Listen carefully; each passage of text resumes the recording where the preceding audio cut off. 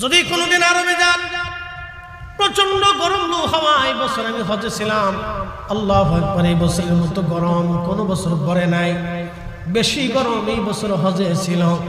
4 থেকে 5 হাজার হাজি শুধু গরমে মারা গেছে, হিট স্ট্রোকে শুধু হাজি মারা গেছে। এবছরে এত পরিমাণে হাজি মারা গিয়েছে, বিশ্ব রেকর্ডে এত পরিমাণে হাজি কোনো বছর মারা যায় নাই।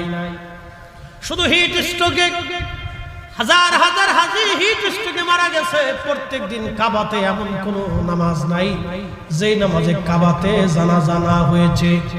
প্রত্যেক ওয়াক্ত নামাজে কাবাতে জানাজা হয়েছে। এত পরিমাণে হাজি এই বছর মারা গিয়েছে।